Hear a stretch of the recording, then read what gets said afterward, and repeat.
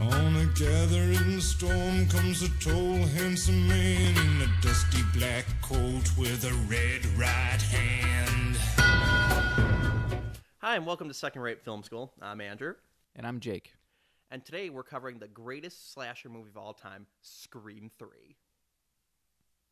Okay, fine, the first Scream.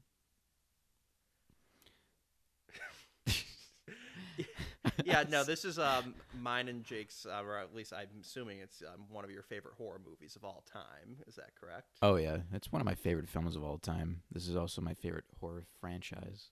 Yeah, same.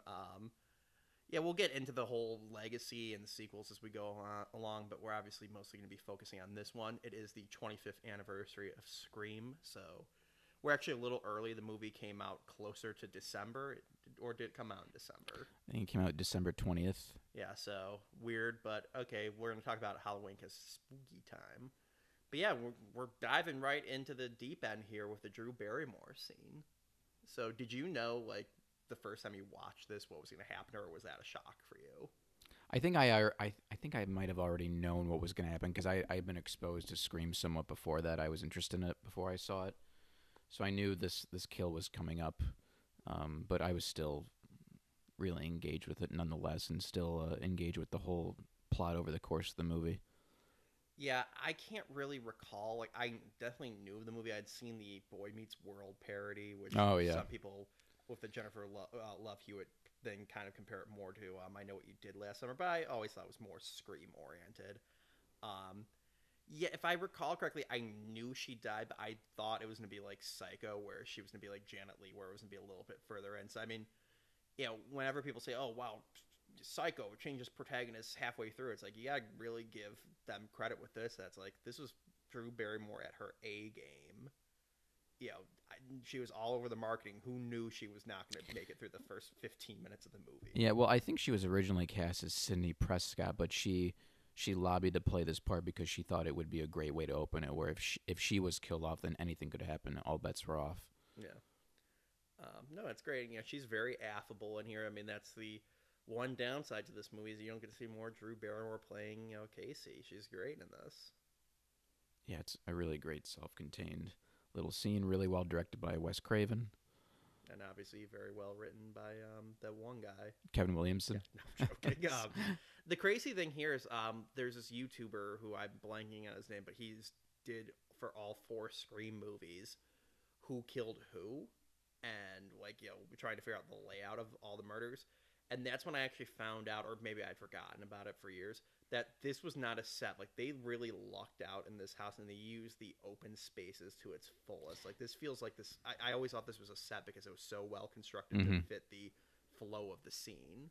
Yeah, I mean, they probably scouted real locations to fit to fit the logistics or what was written. I mean, I wouldn't overthink too much who was doing what in this scene. I think just obviously, I think Kevin Williamson had to plan stuff out to create the tension and suspense and everything. But the idea is there's 2 killers, and Spoilers.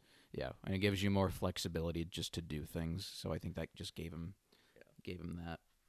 Yeah, no, I was just mainly using that as a springboard because he talked about the guy like went onto like Zillow and like found the house and like was able to get like measurements of it to know like, okay, could billions do run the length they see around it? It actually is pretty interesting, but I agree with you. Yeah, it's fun to watch, but I think it's a little overthought. Yeah. By the way, Drew Barrymore's face here, you know, in reality, it wasn't Roger Jackson talking to her. They were explaining what her future with Tom Green would be like. I do have to say I'm not a huge fan of the Scary Movies franchise, but I do love the parody of the opening of this in the first Scary movie. Oh, yeah. Anytime she runs the door, I just expect her to be beating the crap out of kids.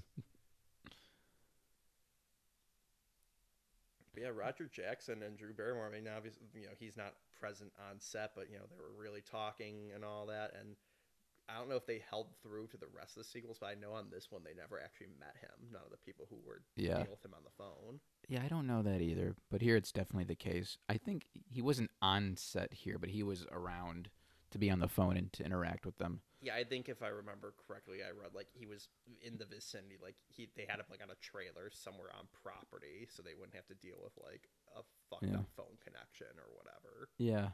Well, I think was originally just supposed to be like a placeholder voice until they cast the actual voice actor, but he was just so good they decided to keep him. And it's just the perfect voice too. It's the voice that kind of makes his franchise. It's like that final piece of the puzzle. It's just the perfect storm of this film. Yeah, no, it's great because obviously you do have the Ghostface killer costume consistent through it, but it's obviously different people in all four, soon to be 5 movies. Though 5 maybe they're zombies. I don't know. I shouldn't speak. Could you imagine if it's zombie Billy Loomis? That'd be cool. That's what the third I Know What You Did Last Summer movie did. Just the guy's back as a zombie for some reason, killing people that have nothing to do with him. It's weird, but no, it's nice that they kept that consistent. Minus part 3 at times, but part 3 did a lot bad. Yeah, 3 kind of sucks. It's the least good one. I enjoy it, but it's not a good script. It's someone trying to write a Scream movie and failing. But anyway, we'll get more into that later, perhaps. But now this guy was up for the Billy character, but he lost out to it, so he was given to this as sort of like a consolation. Yeah. And even though he doesn't have any actual lines, he does a really good job. He's acting his heart out here. Like, you feel like Wes Craven said he would murder him if he fucked this up. I think how Wes Craven got Drew Barrymore to cry was telling her about animal torture. Yeah, because she's an animal lover. But this is all great here. It's interesting how this is all set up with the rules and everything, and it's all just kind of a smokescreen to something a much deeper and more disturbing pathology. We'll get to that later though. But it's really just, no matter what, she's gonna die, and they're just these 2 sick fucks just kind of getting off on this. Yeah, I actually remember reading a thing someone this is going way back on the old IMDb message boards where people discuss would they have killed her regardless, and what if she answered the questions right? Some people speculate they'd be like, oh shit, but they said with the Jason question, someone theorized that it was always going to be a trick question no matter what, where they would be like, if she said Mrs. Voorhees, well, Jason's the main killer for the whole series, or if she then said could have done various different things, but I don't know. Like I said, it's a good movie moment because horror movies have always had references, or at least in the 70s and 80s had references to other horror movies. So in Nightmare on Elm Street, they watch Evil Dead 2. In one of the Jason movies, you have the Necronomicon from Evil Dead. Obviously, around this time they had done the Final Friday or whatever, or Jason Goes to Hell, where Freddy Krueger's hand pops out, shit like that. But you never to this level saw this much discussion of famous slasher movies. Yeah. And that's what differentiates it from, hey, they're watching a movie I know, to they're actively discussing why the Nightmare on Elm Street sequels suck. They're actively discussing the whole Jason's not the killer in the first one. Yeah. Well, going back to your first point, that they do confirm that they were going to kill him anyway. That's what Billy says later at the end of the movie. I'm just saying people on the message. Okay. Well, did they watch the movie? I don't know. I don't get the idea that Billy and Stu are nice. No, guys. It's not like they can go back from this. They have to commit anyway. Yeah. But yeah, no. That's part what made it so innovative. Just the meta nature of it too, but just the ingenuity of the whole, just the construction of the idea and everything. It's not just a horror movie. It's also it's a meta commentary on movies, but it's also just a great, really well crafted murder mystery. That's really how it's structured. Yeah, I usually don't describe this movie as a horror movie. I describe it as a whodunit mystery.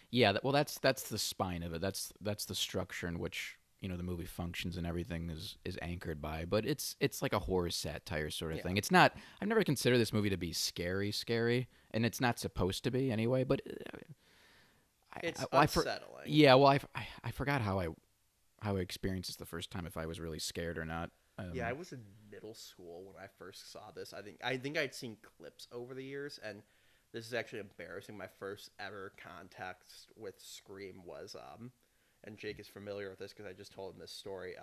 I was really big into Scooby-Doo, as anyone on the channel knows by how many times we've talked about the movies.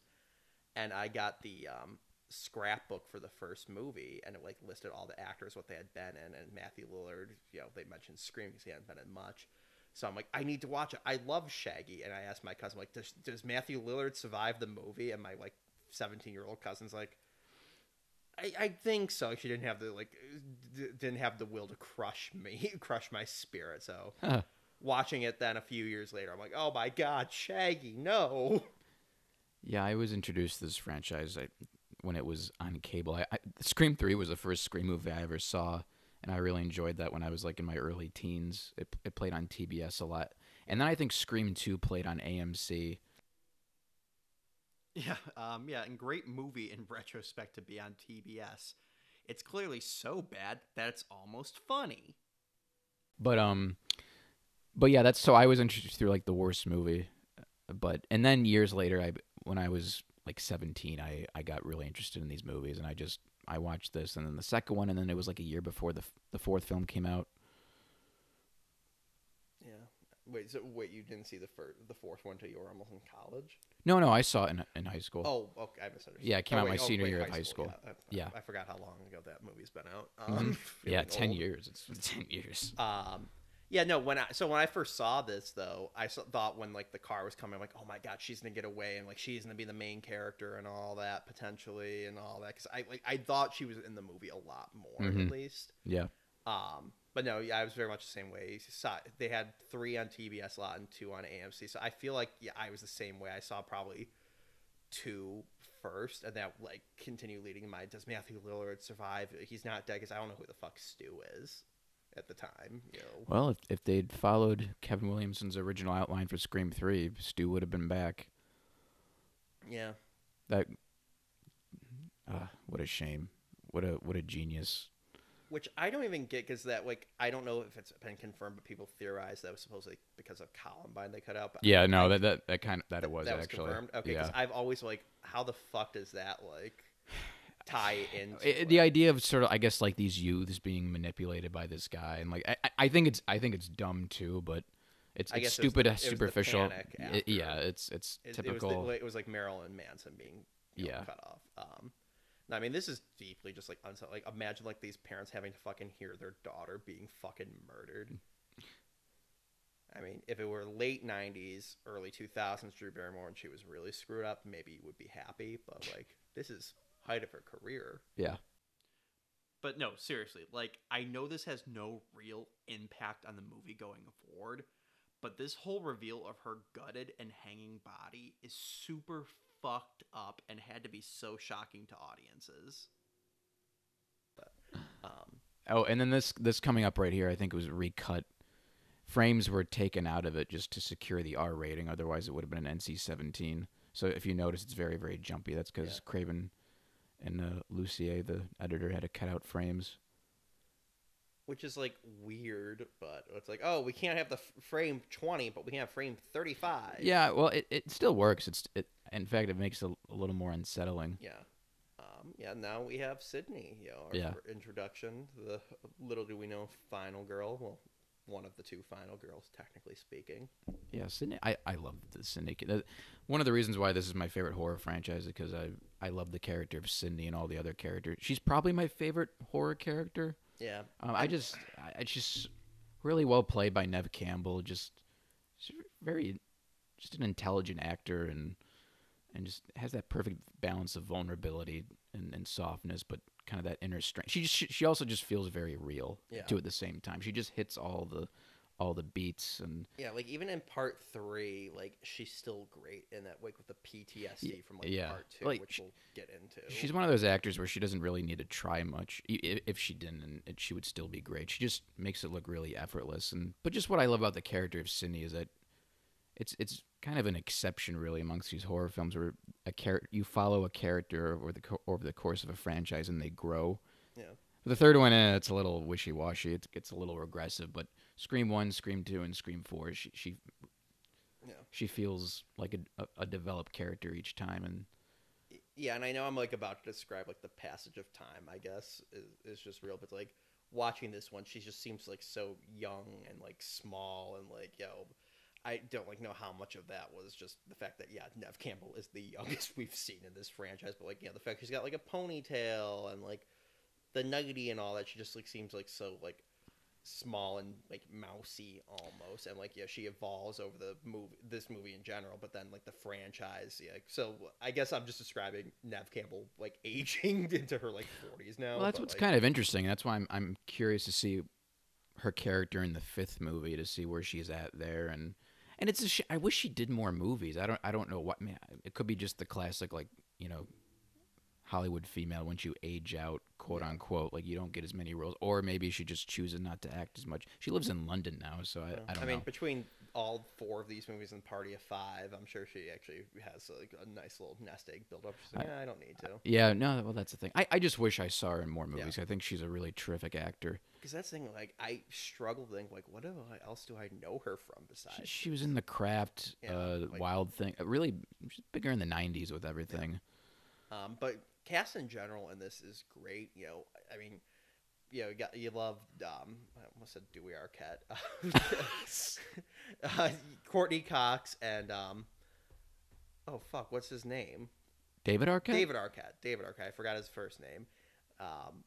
They're great. Obviously, the series goes on, but I mean, I think this one is especially. We had Drew Barrymore, Jughead here, which I'll get into in a second. But Skeet Ulrich is great. Matthew Lillard, Jamie Kennedy is great. And then all the side people. Rose McGowan was great. Henry Winkler, he's only in like 3 scenes, but he's memorable. I love the sheriff too. Oh yeah, no, it's perfect. It just.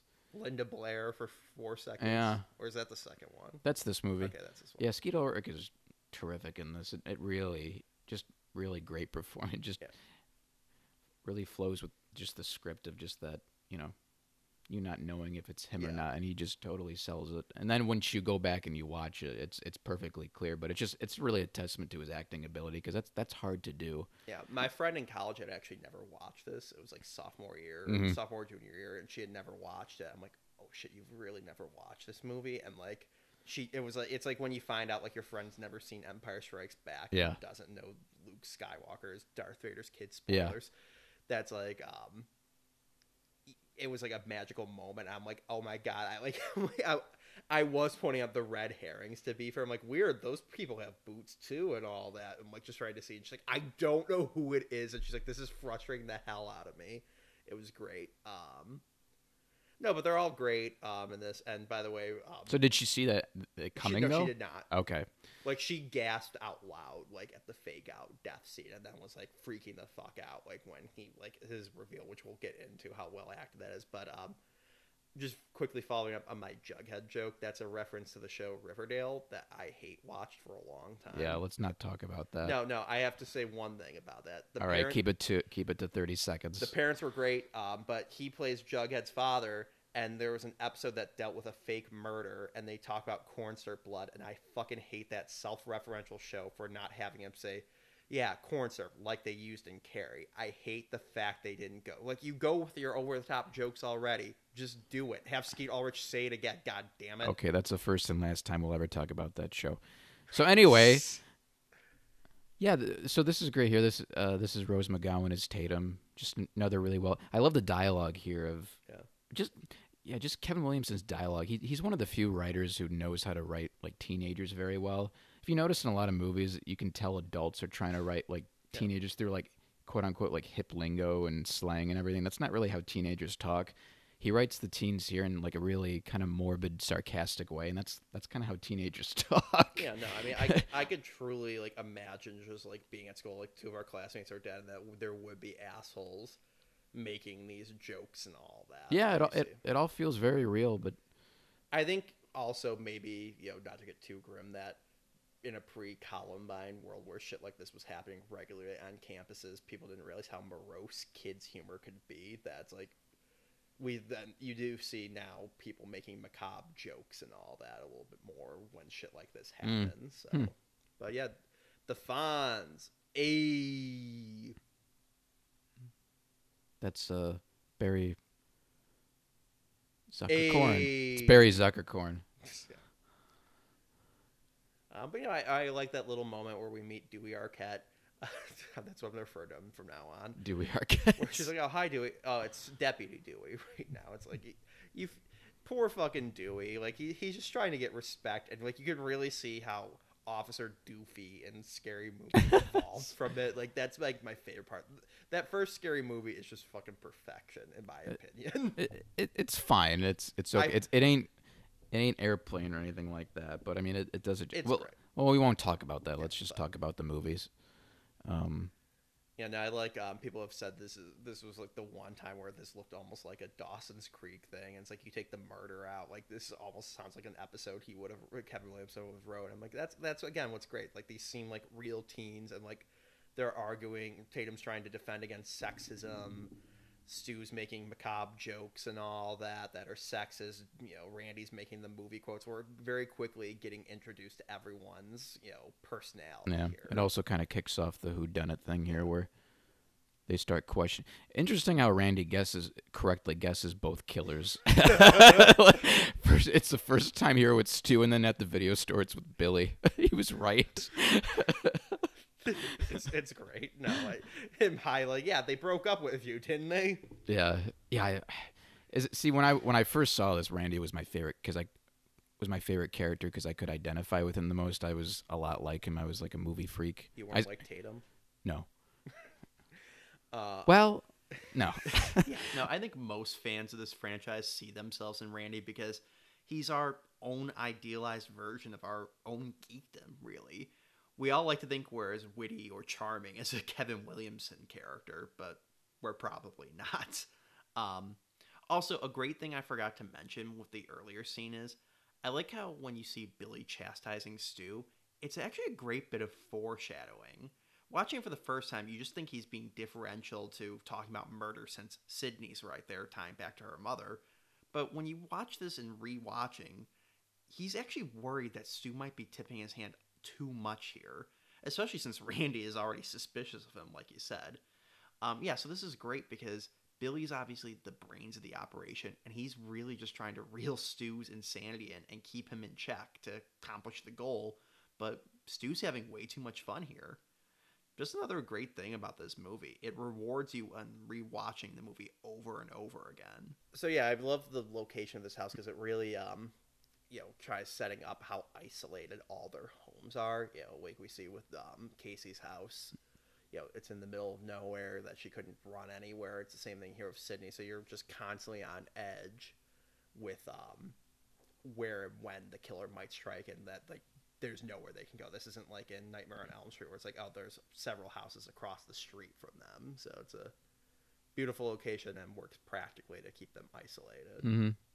It's beautiful. I think this is wine country. Yeah. Oh, the music's great here. Marco Beltrami's score. I think this is like his first scored film. Love that sort of female choir to it in the background.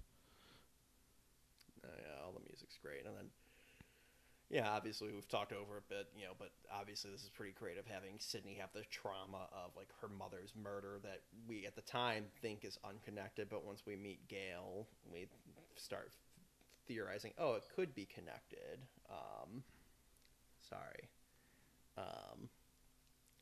But no, it's very clever. We got her father out of the house, another red herring and all that. We set up that she was cheating and all that. The only thing, though, I think they could have set up a little bit better was, and I guess this isn't Stu and Billy's plan, is why would he go after all these, like, random people other than he just snapped? So I think they could have set a few red herrings to how he was, like, connected to, how it was connected to his wife somehow, like how Casey and Steve were connected somehow. Like, it could have been like Henry Winkler had been sleeping with the like mother and all that type thing. Well, I think what they're trying to do is just get into Sydney's head. Like that was the whole point of that shot where Casey sat next to her in English and everything.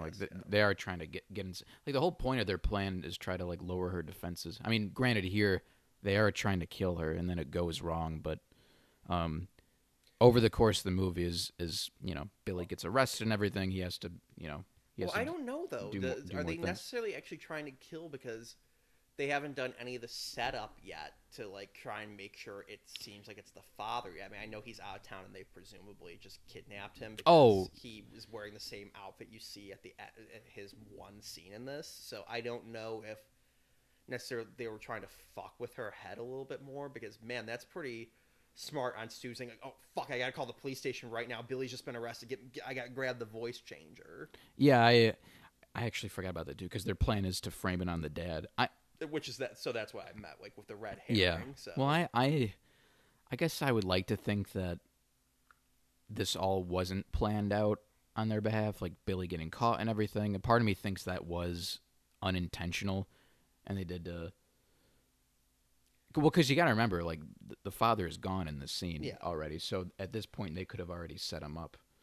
Yeah. No. So that's the implication we're supposed to get, is when you see him at the end, he's wearing the same outfit he was in the bedroom set. So I always got like, okay, Billy sets up his alibi. I was there with Sydney, and then okay, bye Sydney. I'm gonna go fucking knock your dad out and put him in the trunk before I go home, type thing. Yeah. So yeah, I don't. That's my one thing where it's like their plan.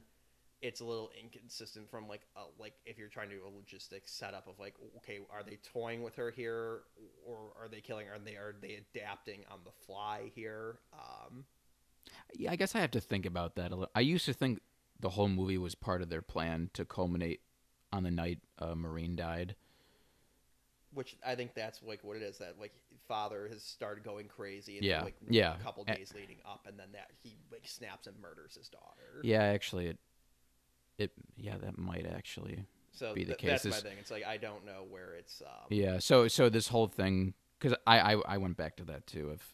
If this whole thing is just Billy manipulating Cindy just to lower her defenses and for him to eventually kill her. Yeah, that's what I assumed. Yeah. Okay. And he's also fucking with her because he tangentially blames her for the mother. Mm-hmm. Yeah. I guess. Which, and their plan doesn't have to make sense for like why they're killing people, like they're sick fucks. Like it doesn't have to fucking. Well, it does add up. Again, Casey made sense. No, I'm just like saying like their logic of trying to frame the dad, I guess in theory, doesn't need to make sense. They're crazy fucks. So like I get like why they were killing all these people, like and all that, but I don't know. You're saying there didn't need to be a motive? Well, oh, not a motive. Excuse me. Wait. No, so I'm like, oh, fuck, this commentary is going great. I think it's going fine. It's just that last part was a little. No, so what I'm saying is that like their plot to me has never been coherent to the like point of like, okay, why would the dad snap and kill Casey and Steve? Like I get why they physically are doing it, and I get like my point is their plan doesn't have to technically make logical sense because they're fucking insane. Like it makes it's crazy person logic in a way. So I mean, I guess that could be the thing where it's like there's no way they would have actually gotten away with this. When they fucking find the dad's dead body and all of them, it's like, wow, that's really weird. You got like just stabbed once in the fucking shoulder, kid. And there's duct tape residue on this guy's like clothes, and then there's no gun residue on it. Like they would have been caught, but like it makes sense, I guess, in their twisted logic. Well, yeah, obviously, like, in their minds they need to do something, but in the grander sense of the movie, yeah, they probably weren't going to get away with it, or not. Maybe they would have been tricked. I mean, who knows? The fact is that they believe it, and that they have to do that to carry out their plan, and that's where the drama comes in. That's the most important thing. Yeah, it's a great moment where she finally is like, "You're not just playing a joke on me. You're like actually really fucked up." Great acting moment, just subtle face moment, and then this realization he's already in the fucking house, and he comes out of the closet too. So I guess Stu was already. Oh, I think it was they lured her outside so they could then sneak in. So like it had to be both of them here, and I've heard some people say when she kicks Ghostface here, people say it and like says it sounds more like Stu. Like so, I've never heard confirmation whether they ADR'd Matthew Lillard in there, or it's like just a thing where it's like, okay, you hear a grunt and you're trying to ascribe it to like one of the two actors. I think it's like this is a stuntman. This isn't one of the actors. They just got some person to do the grunts. I know it wasn't actually them in the costume, but like some people like said, did they like ADR? Like, okay, Matthew Lillard, make a grunt sound like you just got kicked in the stomach, or take it from like later in the movie as like a subtle hint. I don't know, but like it's clear both of them have to be here because he fucking disappears here, and then 2 seconds later, Billy comes through the window. Yeah, well, this is definitely Stu, and then Billy has to be the other one. So, so Billy lured her out. He's hiding somewhere in the bushes with the phone, calling so he can see, and then, like, somehow was able to alert Stu, like, okay, go. And then, Stu fucking sneaks into the house through the open door. And then, this is the most 1996 moment ever. You have a cell phone? Guilty. I love the line later when he's cellular phone. When he's being interrogated. What are you doing with the cellular phone? Yeah. Well, everyone's got one, Sheriff. Yeah. Yeah, I remember even like 10 years, like when they were fucking doing the fourth one. When I'm in high school, I'm like, why do I need a cell phone? I'm in high school, let alone fucking nearly 20 years before. Yeah, interesting. I think in the fourth one, Ghostface calls the most because everyone's using a cell phone. Yeah, I mean, you need to be near a landline for this one to work and all that. I always like that red herring of like Dewey because it also makes zero sense that the cops show up this quickly. Though I've always taken it just like, hey, Dewey was supposed to pick him up, so he sees like the door or whatever ajar, and he sees the mask on the ground, so that's why he's a little alert. Well, why the lights were already on, I don't know, but maybe Dewey likes the sirens. Well, yeah, it's all part of the construction of the whodunit, where Dewey's just one of the red herrings. Where I remember even like going into Scream 2, people thought Dewey was still like the third killer of this movie, and then he came to like to the campus just to finish the job or something. It's just ridiculous. But I love Dewey. I think now that I'm older, he's behind Sidney maybe my favorite of the original characters because I just love this guy. He's just Barney Fife. No, like you can tell like in this quiet town minus Marine's murder the previous year, that's like it's a quiet town where the police are ornamental at most, and they just got to deal with like punk kids fucking egging shit like that. They're not equipped to handle anything like this. Well, it's just Dewey takes it so seriously. I mean, that's what you kind of love about him, but he's such like a doofus. Yeah, because he's then like getting fucking ice cream cones and all that, which was a red herring. But he's almost like a big kid.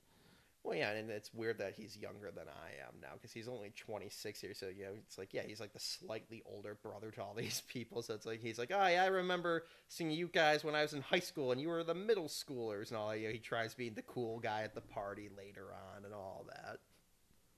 Great. Oh, and Courtney Cox. Yeah, we didn't mention season 2 of Friends, season 2 or 3, I think. Yeah, just what a great character, just perfectly played by Courtney Cox. Yeah, and I mean they kind of softened her up in the later ones a little bit. And which ones? 3, I think, was the most softened up one. Like she's definitely annoyed a lot, but like I think it was like a symptom of, hey, you're the nice one, I'm friends, let's try and give you more funny shit, versus here it's like she's the snarkiest bitch on the planet, and it's great, like they're portraying her as like, yeah, she's like, I was like the fucking weather girl or whatever, but I want to like be a serious journalist, so she like has to become a sleazy journalist to try and like claw her way up, and it's just like it's a great character, and she's perfect in here. I don't know if she was a weather woman or anything like that. I'm painting like the picture that like she wasn't taken seriously. Oh yeah, well she's just a sleazy tabloid, and she's trying to win the Pulitzer. I love this. Just the sarcasm the sheriff says with this thing. Thanks, Hank. We're on top of it. It makes me laugh each time. This guy actually really looks a lot like Skeet Ulrich. That was good casting on for his dad's part. Yeah, he's got those eyes. He's got that whatever Ulrich, like whatever nationality that is. Yeah, it's a good match. Yeah, and he's especially since this is his fucking only scene, like they didn't really have to try that hard. Mm-hmm. Oh god, they should bring this guy back to be like Zombie Billy or something like that. It's like, you look so much older, Billy.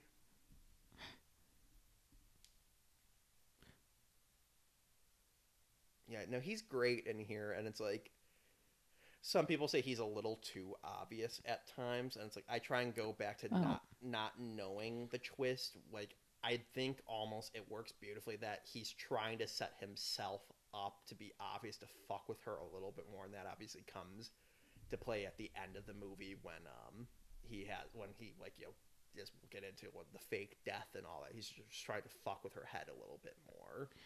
Yeah.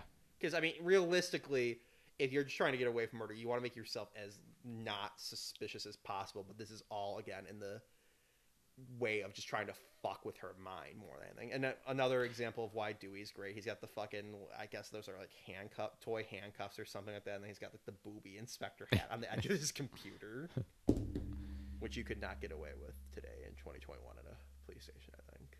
Sheriff Dewey would get hashtag canceled now. He's sheriff in the fourth one, right? Yep. Okay. Is that costume they found, the production, it wasn't in the script. I think Kevin Williamson just wrote mask killer, there was no ghost face. Yeah. I think the Fun World, the people who owned the look, created that name. They had to go out and find the costume, and they found the costume, loved it, but they didn't have the rights to it yet. So Greg Nicotero and K&B created a mask that looked a lot like the Ghostface mask, and they were using, I think they used that for a couple, they may have used it for a couple of the scenes, but then they got the rights cleared, they got them, and they managed to use it for most of the movie. Yeah, it's crazy. I mean, it's very much like the Shatner Halloween mask. It's just like, okay, go to the Halloween store and find something that looks good. And yeah, I mean, it's now called Ghostface, which they don't call him that in this, do they? Or does Tatum say that? I think Tatum says when she's in the thing, Mr. Ghost, or no, she could say Mr. Killer. Well, no, I think she says Mr. Ghostface, yeah. All right, well, either way, it's funny. It's called Ghostface, but it's the costume, as you saw in the previous moment, it says Father of Death or something like that. Father Death was Death, which, here it was setting up again suspicion on the father more. But yeah, it's funny how the name has changed, and yeah, I mean, you can still get the Ghostface thing, and I don't think they I never recall seeing Scream emblems on it. It's just like we all know it's a Scream one, but they can still sell it independently of this, which, I mean, shows you they got a sweetheart deal. I'm sure they're not paying too much money to New Line for that. Fucking love that.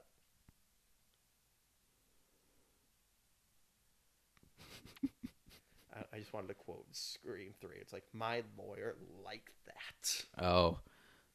Bitch went down. Yeah, this is great. Just like how great of a friend Tatum is. Yeah. Really the only person they don't try and set up to have a red herring with her. Like, I'm trying to think, like, every other major character in this movie has a red herring moment. Yeah. But then a lot of times in mysteries too, a lot of times it's the person they don't point the finger at. So sometimes with these mysteries, you can just, I feel people have gotten so conspiratorial with mysteries that you can just kind of let the movie do its thing, and you can just sit back and let the audience do the work in terms of speculation without having to do that. So for all we know, people could be like, oh, well, it could be Tatum too, and that's just part of the paranoia that Williamson sets up. Well, and in Scream 2, it originally was supposed to be I'm blanking on the roommate's name, the Tatum stand-in for that. Yeah. But yeah, so it could have been her. But a great red herring moment. So I guess unless you think there are two killers, it couldn't have been Tatum here because you see her. But like, it's a great reveal in a moment that the mom can't get Dewey's attention, and Dewey only comes out right after it's hung up. And I love his delivery on the line. Hello. Yeah. He's wearing the white T-shirt and his boxers with the gun. Yeah. He just looks. Just look at this. Look at this. So seductively. This song is great. To me, this is the song of Scream. I know it's associated with Peaky Blinders now, but this song is always the Scream song to me. Fuck you. It's playing over the end credits of this.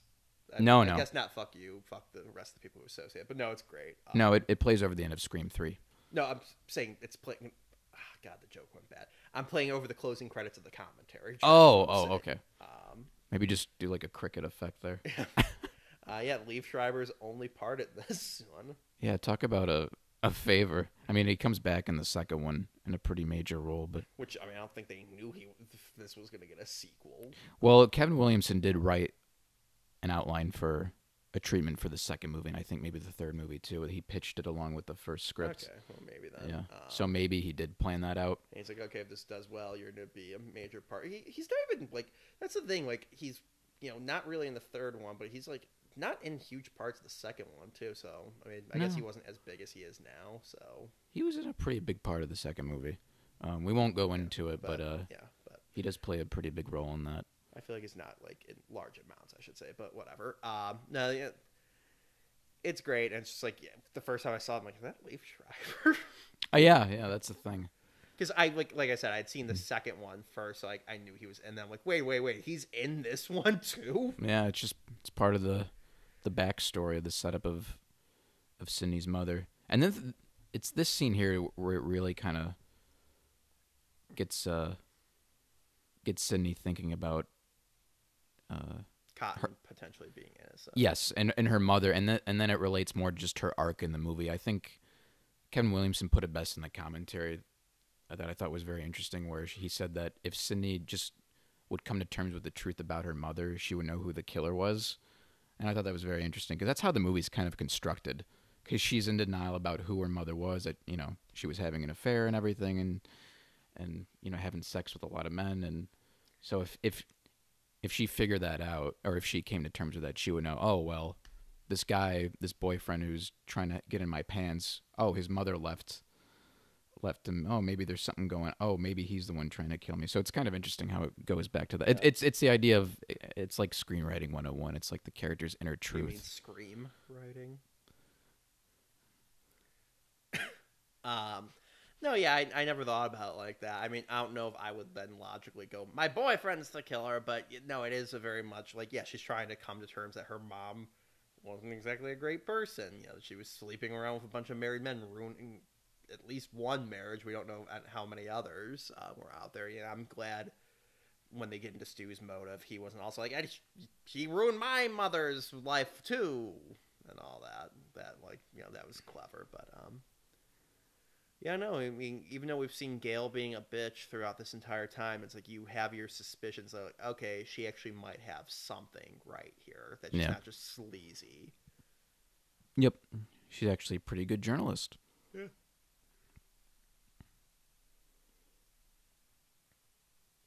Sorry, I mangled your face. Great line.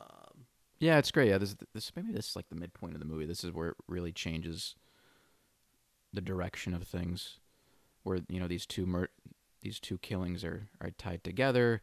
Cindy starts to think about her mother in a different way, and then Gail kind of goes after it in this way. Also, this is a great moment where you've gotten the brief crack, and you're like, oh, she actually is a good journalist. She's trying to do a good story, and then she's like, we need to get proof. And they're like, do you know what this is going to do for my book sales? Like, there it is. That's why we love her too. Yeah, she had great charisma. She would have made a great Lois Lane. Oh yeah, like perfect Lois Lane. Like this pretty much is like a bitchier Lois Lane. I never knew anyone who decorated their locker like that. Like, was that a movie thing, or did I just not have friends? Is that my big thing? I don't remember, and I don't recall. Had shit in my locker, and other people did. Well, I hope so. Yeah, no, but I did, people had stuff in their lockers, but, I never saw anyone to that level having dioramas. That's always just, a very 90s movie thing to me, but... Well, it gives character. That's the thing. That's the important thing. I do have to say, there was a pop-up restaurant in LA that was themed to Saved by the Bell, and they had, a bunch of lockers that were representing all the characters, and my favorite thing was, Jessie had a bunch of pill bottles in her thing, referencing that famous episode where she gets hooked on caffeine pills, and that's my favorite detail of that restaurant that no longer exists. But anyway, Skeet Ulrich. Yeah, no, he's great here, and again, like I said, I don't know. Looking back, I guess my friend did not accurately think it was him or not. But it's part of this is I think it's telegraphing a little much, and I get it's playing with her head a little bit more. But I don't know if he's so much. I mean, I know it's in the directing, but in terms of the character and the intent, I think he's playing this. I mean, obviously he's lying, but he's still playing it earnestly. Yeah. But he's just being a selfish prick. Yeah. Because this is his way of trying to manipulate her and everything. Because him saying this, oh, it's time you got over that. That's kind of the beginning plans of him, of getting into her head and her lowering her defenses and saying, yeah, you're right, I should just get over it. And that's what leads her to having sex with him. Which, with their movie nature, that leads into you're no longer a virgin, you're not innocent. Yeah. No, I'm just saying, I get like why Billy's doing this here. I'm just like saying for like the movie audience, I wonder like how many people were a little too suspicious of him. Though again, it goes, I guess, into that was supposed to be then a startling moment later on in the movie when you think he was killed. But, yeah. That's and even then there he does stupid. It's like that's for no one except for the audience. Oh yeah, and here's Henry Winkler's other moment of potentially being the red herring where he's like threatening kids with scissors, which he would be fucking sued the ever loving shit out of now. And then people point out like when he touches Sydney's chin in that scene, that's like a creepy thing. I don't know if that was intentional or not. That this is now we're trying to read 2021 levels into like, hey, teachers shouldn't touch their students versus this is now 25 years ago level of like, hey, that wasn't as frowned upon. This is a different circumstance, like where it's like, hey, a couple of your classmates were just butchered and your mom had just been butchered. I'm gonna like, are you okay, kid type thing. But if it's not on purpose, it does inadvertently work. Yeah, I think it does either way. Obviously, they're supposed to set him up as like a red herring, but and it's good for conflict too to show. Well, and like I said, I'm not. He's sure got an edge to him. And I like I said, I wasn't sure like if that. I think this scissors moment here was intentional red herring, but I have always wondered were people looking too deeply into the touching her chin level, and that was inadvertent. Yeah, post-COVID, this is horrifying to me. None of these women are washing their hands here. I think the one of the purple is, but the cheerleader just came out of the toilet and just put a bunch of lipstick on and sucked her finger. That is fucking horrifying. That's how you get COVID, kids. And this is just another scene getting into Sydney's head, reinforcing that idea of who her mother was. Yeah. I think they wanted to cut the scene out. No, yeah, I've heard that too. It's like, you can't. Like, it's really like important. She needs that other voice, like that more objective sort of voice to say that instead of her boy. Like, because when Billy says stupid to himself, I think he actually means that, where he's actually at that point trying to manipulate her, but it's not the time or the place to do it, so he fucks it up. I've also two things. A shittier horror movie that didn't have respect for the characters would have made that Tatum, I think. Oh, jeez. No, like, you look at a lot of shitty horror movies now where everyone's really unlikable. Mm-hmm. It's like no disrespect to like Rob Zombie. Like, you look at the Halloween movies where everyone's just super unlikable. That if it was done in that style, like that 100% would have been Tatum, and that would have been like a rift. And I suppose you would say that would have been a red herring. I've also heard people say that this couldn't be Billy or Stu in here. I've thought of that too. I think it's one of those pranksters. Yeah, I mean, I go back and forth that this might be the one time where it's like they fucked up level of continuity. Because it legitimately cannot be Billy, because she left and presumably has just gone into the bathroom. So how the fuck would have we gotten there? I don't know. I think this one could potentially be pranksters, but I don't know. Like, why would they put that in with no reveal to it? Well, doesn't it say a newscaster talk about the pranksters or something right when she's running out? I think it comes up. Potentially, but I don't know. I mean, it's weird that we got the reveal of the other two guys. But and then a nice touch that they do with at least Scream 2. I don't know if they do with the rest, but having everyone wear the same blue jeans and black boots. They do in the third movie too. They do in the third one too. Okay. Yeah. Good touch there to like you can't even. Okay, yeah, you're right. They do say it. I don't know. Again, it could go either way with me on that one. I think it's pranksters. It's just one of them we haven't seen. It's just going around the school, and that they didn't have the knife. Yeah. And there's no way Billy or Stu could have gone in that. I mean, it could have been Stu in theory. Well, the girls were in the bathroom, and he was like on the opposite side of the hallway there. There's no way he could have snuck in. Oh yeah, he wouldn't have known she would have went in. Okay, yeah, never mind. Yeah, I think that was a prank. But then how would regardless, how would this person have known it was Sydney? But regardless. Yeah, it's kind of movie logic too. But no, this is a great moment between the two of them, kind of setting up the will. Oh, he's 25. Fuck, yeah. He's even younger than me. Yeah, I remember him doing that. I was blank, for a whole year or whatever. I thought it was 25.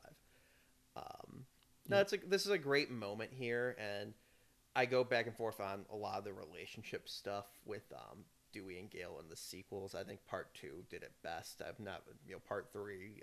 No, not a huge fan of part 4, but like this is very good here. Like the flirting between two attractive people, and he's kind of starstruck a little bit and all that. And you wonder, is she just using him to get the story? And it's like, it seems pretty genuine. Eventually, they get to the point where these two aren't the killers, and they actually do like each other. Yeah. I just in the first two movies, they're just firing on all cylinders, and because in this one, it's more like a flirtation. In the second one, it's like Empire Strikes Back, where they actually dig into the relationship between them, and you deconstruct Gale more in that one. She's like a great character arc. But anyway, and also not to get too into their real life thing, like. I think by latter half of the series, it's like, you guys are, you're married. I think by part 4 they were already divorced, and part 3 I think their marriage was slowly starting. It's like, okay, maybe you're not feeling the chemistry anymore because the drama, at home. Yeah. So who knows how it's gonna be in the 5th movie? It's just gonna turn into Who's Afraid of Virginia Woolf. They're just sniping at each other. Like Ghostface is like, guys, I know I'm a killer, but this marriage has been dead for years. But I do love how, except with the exception of the 3rd film, how the relationship does. Like in the 4th one, they are married. She's settled in the Woodsboro. He's sheriff. Like it's not like the 3rd one where they went backwards, and it was just repeating the second one. But regardless, but with this, it's kind of amazing. We're what, like 50 minutes and not even an hour, and we're already getting into like the. I was spot on there. 50 minutes and 49 seconds. Yeah, so we're like, most of the movie, I think, like the last 45 minutes take place at Stu's house, and it's just kind of, this movie is just so well structured and just so well paced. It's every time I watch it, I'm like, oh, we're only like 35 minutes into the movie or whatever. It's like, oh no. I love Stu's little thing there because it's like, oh yeah, I got them now. Yeah. And it just, again, plays into Matthew Lillard's a goofball thing that, like, again, like, it truly is a good whodunit thing. Like, that's the thing, I've never really noticed that, but it's like every time you rewatch it, you notice something else in their body language, or when they're trying to set up someone else, potentially been the killer and all that. Also coming up, Best Director's Cameo of all time, question mark. I just watched Body Bags last night. There's a Wes Craven cameo in that. There's a Sam Raimi cameo. They actually directed. So I mean, John Carpenter and Tobe Hooper count as director cameos in that. But okay, yes. But I was speaking about Masking Killers.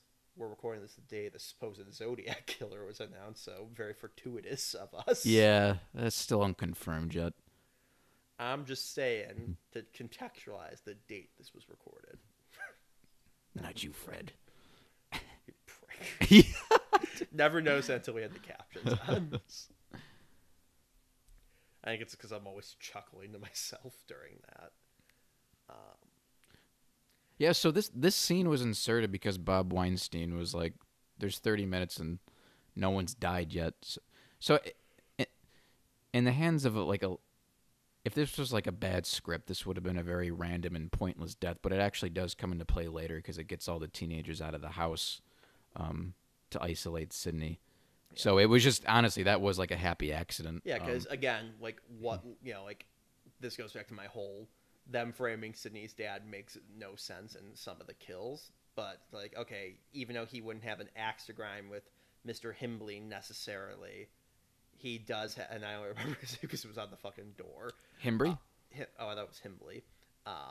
But regardless, it works. It's like they're not just randomly killing the principal because they don't like it. You're like, okay, we got to get the kids out of the house, so we do it like this. So it works on, like you said, had this been in the lesser hands, filmmakers of lesser hands or whatever. Jesus, I just had a stroke. The hands of lesser filmmakers, it wouldn't have worked, but it works on both levels of they don't like their principal. It makes sense. And two, they're playing 4D chess or whatever, that they know, okay, we got to lure the kids out of the house at some point. We really can't get caught. We have to pull this off. We can't. They are incredibly fucking lucky. Like, you look at the killers in the rest of the movies, they're lucky, but damn, these two guys are freaking running all over town constantly. Like, I've heard some people say here, like, the Ghostface in the bushes also couldn't have been either one of them, because it's like, aren't they like at the video store at this point? And it's like, man, yeah, we don't know how long are in between each scene. Yeah, so this scene is like very important too, because this is where Sydney actually, even though it was set up before with the Gale scene, here Sydney actually starts to think that she starts to believe in the truth about her mother, and why she goes to the party and everything, and it's all very well executed. Yeah. It's just And stuff you don't notice Yeah. with a great movie, but until you... I mean, I've seen this movie like a billion times, so I start to analyze these things. Well, and also, again, this could also work into, like, is Tatum the killer? Because, like, she's trying to plant seeds of doubt in her mind, or, like, and all that. And again, you could say fucking with her. Oh, God, don't you miss the video store? I do. Yeah, I was thinking about that the other day, or today. I'm not going to get into it, but it involved renting Ninja Turtles for the first time, and a mishap there. But, It's... I love streaming, but, like, the idea of being able to go to a fucking kooky store like this, even Blockbuster with how uniform they were, just fun. Yeah. I wanted to get a job at Blockbuster when I was a sophomore in high school, and that's, like, when they were closing down. I'm like, I can get a job there, and it's like, good thing I didn't switch jobs. That's great. Oh, that's poor taste in the bloodbath section. Again, you're right. He's spot on about everyone. Well, this is great. They should have done that in, like, the second one with him being like, I was right both times last time. Listen to me this time. Yes.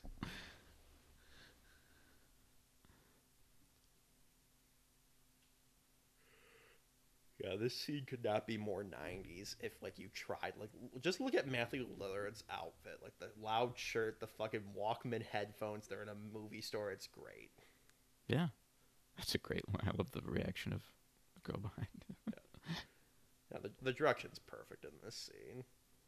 And this sets up, Randy potentially as being the movie obsessed guy who would know all these horror movies and having a thing for Sid. Well, plus you also need, script wise, the movie kind of needs to keep track of everything and what's going on to kind of lay things out, to put it in perspective. You know what I mean? Yeah. No, I mean, this is, like, the best, like, use of, like, laying pipe, to use a term. Yeah. Well, because obviously it would be Randy the guy to be thinking about. Like, Sydney is. She's more busy thinking about her mother right now, so you need that more. You still need that voice. Outsider who has not been affected. Like, yeah, two of your classmates have been butchered, but, like, you're not close to them, so you're a little bit more rational thinking, but more maybe not rational if you're doing this. Yeah, like, everybody's a suspect. If that wasn't in the trailer, it should have been. It probably was. Yeah, I just love Matthew Lillard. Well, he's like smoking pot. It's okay, and be quiet. Matthew Lillard's terrific because that's a character. Because I think Ken Williamson even said, like, on the page, he's not the deepest character, Stu, if you really, like, break it down. But I think Matthew Lillard brings so much to it because he improv'd a lot of things. So it's just a testament to him as an actor. Because, like, all this, I think, is just probably Matthew Lillard. Yeah, in the hands of, like, a lesser actor, it would have been more straightforward, but he's so memorable in this movie. No, and that's the thing. I would love to, like, see, like, him and more stuff. Like, good on him for making, like, being, like, the successor to fucking, Casey Kasem work for him, being Shaggy. But, like, he was actually in a really good episode of Law and Order with Carol Burnett as the other guest star, and the fact that, like, he could go, like, toe to toe being the guest star with Carol Burnett and do, like, a pretty good job in it, like, is a testament to him. Yeah, I wish he was in more. He's great in Twin Peaks: The Return. Yeah, he was in Halt and Catch Fire for a while as okay. coked out, like, 80s businessman. Oh, that's great. Yeah. And then here's the Nick Cave song again, where it really comes into. But yeah, just. Perfect song for just the tone of the movie. It's spooky, but it's irreverent. It's just, and this is also just great. Like, like the town is, like, slowly going, like, oh shit, like, shit's getting, like, serious now. Yeah. Which, again, I feel like a lot of people would be like, the time would be like, no, that's not too realistic. But, like, again, post 9/11, post Columbine world, it's like, this is pretty realistic. That's like, oh, there's a serial killer on the loose. Okay, we're all shutting down early for our small, sleepy town that, again, probably doesn't have any real crime outside of this. Like, I'm trying to imagine, like, what my sleepy little town would do if there were a murderer on the loose, and it's probably this. Mm-hmm. Or it could be like in Halloween 4 when you just get a bunch of drunk rednecks going around. And they shoot the wrong guy. I hope in the Halloween Kills, because, again, we're doing this before that has come out, I really hope they do a moment like that. And it's just like a reference where it's like, we can have the rednecks go, and it's like, no, you're going to shoot somebody in the park. Do it. Yep, and here's just another scene of Sydney kind of falling, playing into Billy's hands here by now empathizing with with him. It's just classic. It's like real abuse logic too, and everything. How he just got into her head, and she's now trying to rationalize on his behalf. It's gaslighting the movie, basically. Yeah. I mean, this truly is like, if you like take the meta references out, set this in like a fucking Victorian mansion in the 1800s and all that, this could have been an Agatha Christie plot. Well, Scream 2, I think, is more in terms of just like the setting, it has a lot to do with Agatha Christie. Like it just takes place at like a university, and that's it. But this is a great scene. Just really great acting and directing here, where you have both taking the hits off their respective vices at the same time. And again, it just like underscores Dewey's an idiot. Like he lost Sydney and like his sister to go get a fucking ice cream cone. I love the music cues too. It's like this detective sort of ding. Yeah, no, I mean, I think they're trying to do like a John Saxton type thing with him in this. It's a shame we didn't get to see more of him. I mean, I don't know where you would have put it in without like shoehorning it, but that's great. And yeah, you pointed out to me, I never noticed, like, oh yeah, that shot is there because it's like he's wearing the same shoes. I'd never noticed that before. Yep. I think when I first saw this movie, I thought Sydney's father was the killer. Yeah, it's been so long, I can't legitimately remember who I thought was the killer in this. Yeah.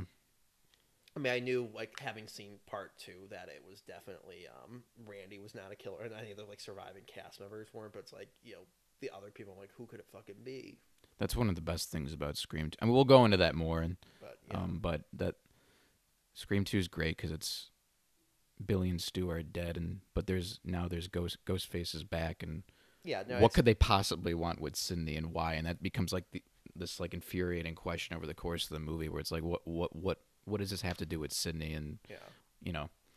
But no, I mean, again, and then that's the thing I respect with the film series. Even though it would have been great to see Matthew Lillard playing kind of like a Hannibal Lecter type villain in part 3, which me and Jake have spent numerous nights fucking trying to plot out a better Scream 3 with him in it, which isn't too difficult. To be fair, but yeah, no, I do respect that. It's like, oh, the killer's alive, the killer's a zombie. It's like, no, they're gone. It's just new people who wear the same costume and ever trying to continue fucking with Sydney's mind by using the same costume over and over again. Like, this franchise shouldn't be called Scream. It should be called Gaslighting Nev Campbell from movies. Another great thing too I want to remark that doesn't really get mentioned is the usage of music across all 4 movies. I think Wes Craven is just a really great ear for it, especially capturing just kind of the youth of it. Have you noticed the music across these movies? Just how not now because it's silent. Well, I know, but just in general, it's really because again, like a hack director would have chosen like really trite, like Psycho Killer, or like top 20 pop music and everything. Instead, they use like some really interesting music. It feels songs that most people don't know off the top of their head. Yeah, but it still feels like it would, like a teenager would listen to it. You know what I mean? Well, and that's the thing. And we talk about this link below when Matt and Ben Rock and me did like the commentary for Blair Witch 2. We talk about like how great the score is and that, but it's very like punk rocky, more of the era, and it does work great. And like Blair Witch Project 1. They did like a soundtrack for it. It's not in the movie. It was just like a marketing gimmick where it was supposedly Josh's mixtape or whatever. And it's like all great music of the era, but like it doesn't really get you into the mood for those movies. It doesn't feel really natural as much versus this. And I think again that goes back to like Kevin Williamson's writing. This isn't like like someone who grew up in at the time 50s and 60s being like, oh, we're making Gilligan's Island references, we're doing X, Y, and Z, like shit. It's like they feel very contemporaneous teens who are making references and saying shit that teens in the late 90s would have said. Yeah. But yeah, now we're in this Mocker, how do you pronounce his last name? Mocker household for the rest of the movie. It's great. I love the fact that like Stu has like a silk bathrobe. I go back and forth whether he took his dad's bathrobe. It's his or dad's bathrobe. I think it's his dad's. Stu also feels like the type of quirky, like hipster type that would have worn this. But yeah, no, I mean, again, not to be like too Debbie Downer, but like they inadvertently got like the profile of what like a school shooter would be like. When I watch this movie, especially with Stu, I'm like, yeah, he like kind of blends in like with like Klebold and Harris, like when you see like shit with them, so like they inadvertently got like the outsider murderer teen like spot on, and it's very unsettling. Yeah. Again, Well, Matthew Lillard is great. Yeah. Well, we'll get more into it in a bit though, with the performances and the direction. Yeah, the famous. Now we're in the famous Rose McGowan scene with the garage door, which apparently, like through various people going there, I guess the garage door actually does have a cat door in it. I've always wondered, was that in there? Like, fuck, we gotta add that in there, or did they put that in 1996 and the owners have never changed it? And I kind of want to go for the latter. I think it was written in. Yeah. No, it's great. And again, this goes, like, you wonder, like, how the fuck could it be one killer? But, like, it works out that it's like, okay, Stu slips in here, and then Billy shuts the door, vice versa, whoever it is. No, I think this is Billy. I think Skeet Ulrich actually confirmed it. Okay. Yeah. It makes sense. Either way, that, one killer closes the door as the other one's already hid in there. Yeah, because in the next scene, Billy comes in and he gives, well, when we get to it, we'll look. But this is Billy. I know that. Okay. Regardless, but it's a great scene. Rose McGowan gives a great performance here. Very great choreographed scene, and then one of the few non-stabbing deaths in this franchise. Right? It's the death you feel really bad for because you really like Tatum. Yeah. That's what I love about these movies, because the stupid part of my brain kind of enjoys the Friday the 13th movies to a certain extent. I don't like them and I like them, but I just don't like horror movies where they're just expendable and they're just engineered to just be killed off, and so they're unlikable. But in these movies, you like all the characters. Like, they're not intentionally written to, for you to be pissed off at them and for you to dislike them. You actually do like them and care about them. Like that. Like when Kenny coming up gets killed, like you feel bad for this poor guy. Yeah. And that's the thing, was like, even though this movie has a low body count, not counting the killers and not counting Maureen, who was killed prior to this. There's only 5 deaths in this movie. That's like pretty low. Like when you look at some of the Friday the 13ths and Halloween's and Nightmares on Elm Street's, where it's like there's tons of deaths. And it's like it's the perfect number where it's like, yeah, you feel bad for these people. I mean, you even feel bad for Principal Fonzie a little bit. Yeah, it's Henry Winkler. Like, it's just part of that great casting where. No, yeah, and it's it's great where she's playing along with him. Like, again, she gets to have meta-ness. It's not just Randy making all the movie references. We talked over a little earlier where Dewey's like, I always thought you as a young Meg Ryan. It's like they're all savvy movie watchers. Mm-hmm. Yeah, I love the fact that Rose McGowan actually found that she could actually fit through the cat door. So like they had to make it look a little bit tighter than it was. Yeah, no, I was racking my brains here talking. This is obviously the only non-stab kill in this one, but like, there's only a handful in the rest of the series. I guess Billy does die by bullet. Technically, he would have bled out, and Stu dies by TV. Okay, forget what I said. There's a lot of non-stabbing deaths, I guess, in this movie in retrospect. But no, it's very creative at the very least. Yeah, I love this. I love how he moves, just like. Back in. Great movement from the stuntman, whoever it was. Yeah. So this is great too here. I guess since he's not soaking wet, it can't be Billy. Though, why does Billy smell like beer then? See now, look. See that was intentional. That was like, okay, it's all going according to plan. Tatum's dead. Like Wes Craven even confirmed that. Okay, well, and I like he like. It's like, hey, you could go up to my parents' room, and it's like, at the time, you think it's a very bro move. Yeah. Okay, try and help out, but it's like, yeah, no, it's like you're keeping the plan going to the next level. It's just great though, because they still feel like friends. It's just the chemistry is great between them. They're just. Yeah. I know there's like a cut scene from the script. I don't know if it was filmed between Billy and Stu right after the video store, where they're like just alone, like walking down the street, and I think Billy tells Stu that Sydney's going to come to the party, and it's very much without hindsight, like you said, like a bro moment. But so I don't know if it was filmed or not. I would really like to see if it was. He's just great. I just love the dialogue. Oh really, Alicia? It makes me laugh each time. And it's great. Like with Randy being like, oh, I'm gonna go check him because again, another red herring. Mm-hmm. But like you got the incel guy. Yeah, I said it. Being like, oh, the girl I have a crush on, and then he's like, okay, they're going up there. I guess this is actually happening, and then fucking go somewhere else in the party. Yeah, the fucking tape delay is such a great fucking moment in this. Like, it's such a great plot device that, like, really gets you, like, you forget about it. Like, they set it up here, obviously, and then you fucking forget about it. But they do show it, like, you know, when, later on, you do see Randy walk up to the phone and, like, on it, and I'd actually forgotten about the first time I saw him. Like, why'd he go up to the phone again? So, they set it up very subtly, at least. Yep. Yeah, see, again, he's just manipulating her.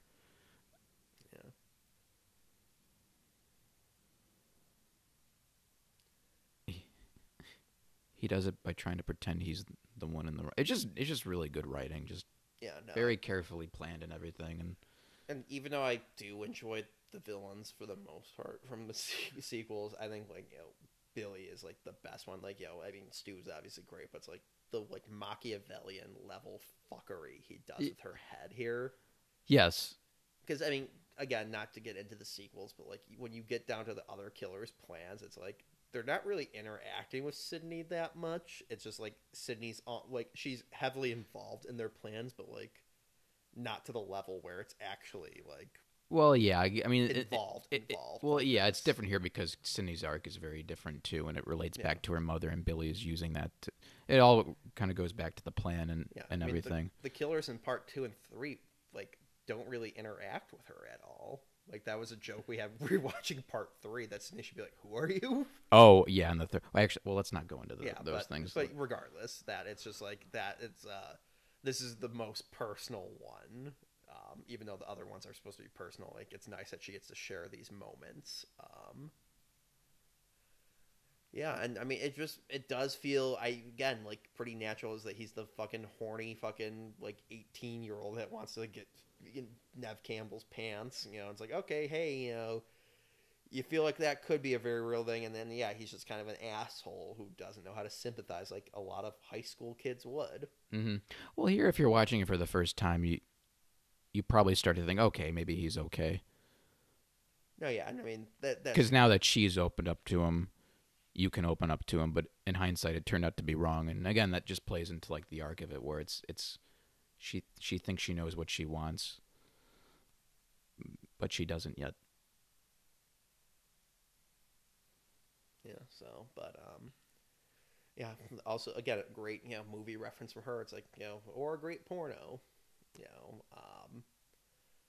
yeah, like, I don't know, like a shittier movie would have had them all be making tons and tons of pop culture references, but it's sprinkled in here enough. Like, Randy's obviously the heaviest influence, and, like, it dribbles down as it goes along the way. Yeah, like, it would have been very superficial in the hands of, like, a lesser, and you get that in Scream 3, but outside of that, even it would have been almost like parody. But here, it's all very baked in very well because it was all planned very. Yeah. Again, it's all constructed like a mystery. So Kevin Williamson just had to think, okay, who's the killer? What do they want? How does that tie to, like, the story and everything? And you build it from there. Yeah, and the theme, and so it's all carefully constructed. And then obviously here we're at the greatest fucking like you know, meta scene I think ever. Take that, Deadpool, but, like, you know, explaining the fucking rules. It's so great. Like, you now know, like, you're in a world, like I said earlier, where people talk about where there were horror movie references in other horror movies. You know, characters are watching Nightmare on Elm Street, characters are watching Evil Dead and all that, but like, to the level that, like, they are such consumers of the pop culture that this is a very real thing. Like, as a film nerd, I know I fucking explain this shit to people. You know, even before I saw Scream, like, my limited knowledge of horror movies and shit. I've done this with war movies where I'm like, oh god, the guy's talking about his family. It's like, what? Oh, he's dead. Like, he's talking about his family. Like, I do this with families my family and friends when I see cliches in other types of movies. So it feels very natural for Randy to be the movie guy explaining horror movie tropes, and as they then find out, oh fuck, we're in a horror movie right now. Mm-hmm. This may have been the scene that the actors for Randy had to audition with. I vaguely recall that too. I'll be right back. Like, none of them are clearly taking him seriously, and again, you know, that's the thing with the sequels. Again, you know, trying not to get into too much, but, like, it does it very well here, where it's like He's not trying to explain, oh my god, guys, follow these steps right now or else we're all going to die in this house tonight. The sequels kind of got into this. He's just like doing a meta thing where it's meta for us as the audience, that they're explaining the rules of a horror movie that they'll live through. But like he's just like being like, no, here's the rules of a horror movie and all that. I'm just going to be the movie guy. Pause the movie right now at a tense moment. I'm going to explain this to you now. And it works. Mm-hmm. Again, I just love how doofy Dewey is. He has no problem with like this news van just being parked outside. Like I get it, they're on public property probably, technically, given the fact that there's a fence. Everybody's not like, hey, this is weird. Why are you fucking here, by the way? I'm here because I'm like one of the 3 deputies in this town, apparently. No, he's the deputy of this town. Yeah. He even says, I'm the deputy of this town, ma'am. That's great. Like doing the cheesy, like, oh, you scared moment with the flashlight. This is great. I feel like I've done that, like hitting on women. Like I fuck up like with a lead-in moment like that. Oh, like, have you? That's a good idea. Yeah. No, my ex, that happened several times in the courting phase of the relationship, so it was hilarious. Man, their foreplay is like really long. It's been like what, 5 minutes? Yeah, well, that's like the joke people make. That's like, man, like the framing of the time in this sequence, the latter third of the movie, doesn't make that much sense. That Halloween is either the shortest or longest movie, depending on what part we're in, and it's like, it just shows you that like it's such a good movie that when you're watching it initially, you don't notice. I'm only now noticing this now, not time number 30, watching it, that Bob in Halloween was killed when Randy pauses the movie, and then that's 30 seconds later in the movie, but we've had 2 separate scenes before they got back to it. But no, I'm like just like saying, it's like, even though technically speaking it's a continuity error with shit, but it, like, you know, it's so well crafted that you don't realize it on the first viewing or the second viewing up until like, I think it was like the 15th time I watched the movie or something like that, where I'm like, oh wait, this doesn't actually it might have even been college before, like when I finally like watched Halloween and this like back to back. Like I'm gonna do my 2 favorite slasher movies for our Halloween party, and we had Halloween on and then this, because I didn't want to spoil Halloween with these moments. And I'm like, oh, fuck, this actually doesn't line up. Yeah, and well, in terms of just how it's done, it's just movie timing. It's a little fudge, but that's okay. Yeah. So I'm just like saying. No, I know what you mean, though. It's and then, yeah, the principal's dead, and it's like, okay, it gets everyone out of the house. Yeah, I just love Kenny just fucking sitting there. He's like, this is an easy night. Little does this poor fucker know. I like how he's on his second bag of chips. He's low. I love the cameraman in like the first 2 movies. I love Joel in the second one. Well, okay, we won't go into it, but it's just I think we could say it's a funny line when he's like, "Nope, I'm out," and then leaves the movie. Yeah, it's meta shit like that I'm fine with when it's a very funny line like that, but whatever. But yeah, no, I mean, this is just a nice moment between 2 people who would grow to fucking hate each other and have to end their marriage and divide their assets. So they got divorced? Yeah, I don't think they hate each other. I mean, because I've seen clips of his David Arquette Cannot Be Killed documentary about he's a wrestler. Did you know that? Oh, huh. Yeah, he got into wrestling in the early 2000s, and he claims that hurt his career. I don't know about that. But it might have been other decisions, David. But, you know, and they show in the trailer, it's like he's like trying to lose weight, trying to get back into wrestling shape, and like he's talking with Courtney Cox at one point. So I guess they're amicable at least. I think it could have been the thing where it's like, you know, we're not as close anymore. Let's leave on good terms before we hate each other. Mm-hmm. I mean, must be. I think they were divorced by the time the 4th one came out. Yeah, I don't know. They were still together when the 3rd one was, because, I mean, Friends was still on the air, so she was going by Courtney Cox Arquette still at the time. Yeah.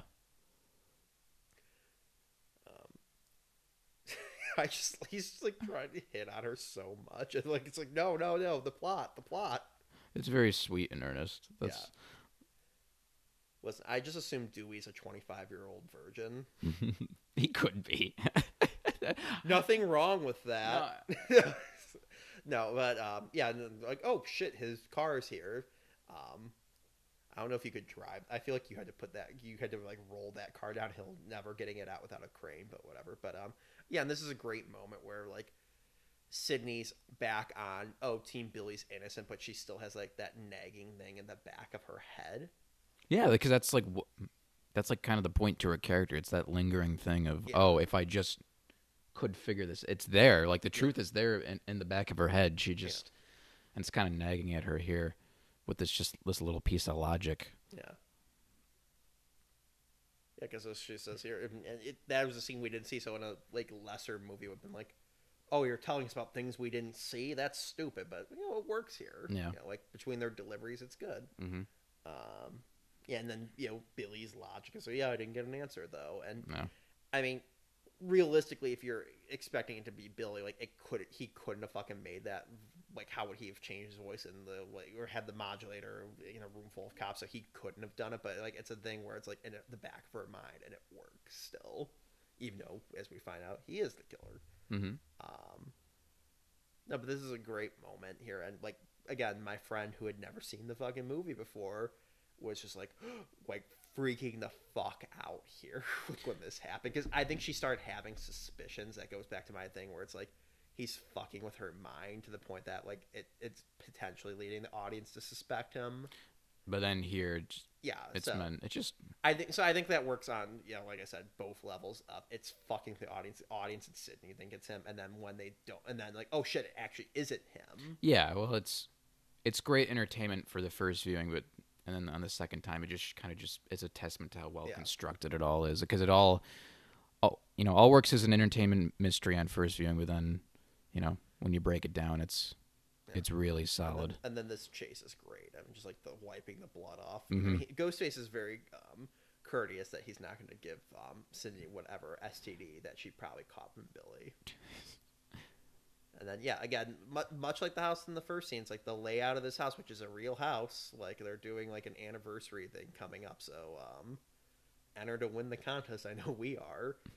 To stay at the house, but it's like it's a real house, and it's like the layout of it's perfect. So props to the scout team for finding a house that worked with them, and then being able to have such a great look to the house and all that like it's a maze almost. You have no idea where the fuck she is. And it makes sense for Stu to okay, I gotta go here to get this way, where she might not have been over to Stu's house often. Yeah, and perfect. That's why they're at his house, because he I always saw field advantage. Yeah, and I always thought this was a set. I thought this was like I had no idea it was a location. Yeah, again, props to the location team, because this in the first house, like it made me think like, okay, this has to be like a house, or this has to be a set. Yeah, I mean, I could still see why I would think it's a set, because back there it could be just the 3/4 kind of angle. Yeah, less exposed and everything, but it's the illusion. But no, they're filming out on a location here, and it's just really great. Yeah, just north of San Francisco. Mm-hmm. I'm just curious how Kevin Williamson wrote all this, because if he didn't have the location and that's the thing. I truly wonder, like, if like, okay, with the cat door, did you have to change it or whatever, or do you fucking add a cat door in to the house to fit it? But it's like, I mean, like, okay, I guess you could write Sydney gets chased around the house, or Casey looks out the window onto a patio. And then like that needs a clear shot from the patio to the front door. That's all you really need. And then like, okay, we got the location. We can, Wes Craven can come in now. It's like, okay, I have my basic. They get chased around the house. I can orchestrate it a little bit better. And then this is great. I mean, this is actually Skeet Ulrich in the in the outfit. That's the only time he's in it. He wanted to be in it. Yeah. And then this is just a great moment. Like, obviously the meta thing of him saying, Jamie, look behind you. His name is Jamie, but then just narratively speaking, he's just like, look behind you, and doesn't realize it. It's great. Well, yeah, going back to like what it was planned, I wouldn't be surprised if he just wrote it as is, and they just had to accommodate it with the house. Yeah. Otherwise, it becomes more of a pain in the ass. I've always wondered also, though, going with that, talk about changing stuff, like, did they definitively have him say, Jamie, look behind you? Or did they just say, look behind you? And then they changed it to Jamie. I was like, this is funny. This guy's name is actually Jamie Kennedy. Maybe. I mean, I'll go back and read the script to see. Yeah, I've always wondered that. And then the payoff of the tape delay. Yeah. Which Stu fucking had to run pretty goddamn quick. He went out the back door and got around in 30 seconds. That guy's fast, which makes sense. In a second, we see how sweaty he is when she runs into the house. Mm-hmm. Yeah, that was nice of Kenny to be like pointing, like fucking close the door, and then pointing to the thing to get in the front. You know, he subtly points to it. I didn't pick up on that the first few times. It's a good little detail. Kenny, man, he's the true hero. Fucking Matthew Lillard was like, God fucking damn it. Yeah, well, I want to know what the mockers do. Like, this is a fucking big ass property. I know. They got a fucking barn. They're the real criminals. Now, you know, like, they got this, like, you know, he was probably like a .com and, like, so, like, the bubble's gonna burst in a couple years. Like, our son's dead and we've lost everything. That's why Stu was, like, the killer in the third one. He's like, you caused my parents' home to be foreclosed. No, Stu, they invested all in the .coms. Yeah, then this is great. Like, the fucking Halloween theme playing, like, in the background, like, again, it's just like I can't sing the movie's praises enough. Like with this, just like you take the movie references and all that, and movie parts put into it, and it works perfectly. It's not too little that you're like, okay, like they actually know nothing about movies, and too much it's like, okay, it's just references only. It's the perfect balance. Mm-hmm. And then yeah, little did we know that originally Dewey was supposed to die here. Yeah, I think it's a nice moment when you are revealed at the end that he's okay, but and I like him in the sequels, but I don't know how I feel about necessarily like the big brother. I mean, I guess it still works that the big brother figure has been taken out, at least incapacitated for the rest of the movie, that they're now truly on their fucking own. Like, you know, we make jokes of how incompetent Dewey is, but he's the man with the gun who has firearm training versus none of them do. Yeah. So yeah, I don't know. I go back and forth whether, you know, thinking in a vacuum would have been a better movie if Dewey died or not. It definitely would have been fucking super mean spirited to the Dewey family. I mean, what's their last name? Dewey Riley. Riley. Okay. I don't. You think I've never seen this movie with how I can't remember anyone's name? It's mainly David Arquette's character name and his name. Yeah, I think the movie would not have been as good if he died. It's one of those like things where it's like Ian Malcolm surviving in Jurassic Park or Gizmo and the Gremlins ending up because he was originally supposed to die, and Spielberg's like, he's likable, keep him around. I think those things do make a difference. Yeah. Well, I mean, I guess Tatum is like the point of like, oh shit, like now we're actually seeing a main character. Cause, you know, fucking Steve had no lines. Casey, like, okay, you know, we got the first few minutes of the movie with her, but everyone else has been minor characters. So I guess Casey was Tatum was the first main character to die, but like that could have also raised the stakes too. Like, oh shit, and that's a problem I've had with the sequels. Again, trying not to get too deep into like the preciousness with the mains, but I guess at the time they didn't know about this being a franchise with them all being mains. It's like, okay, you gotta have a few people survive, and I respect that's literally not just her at the end who survives. So I guess, you know, there's my answer that yeah, the movie is better. I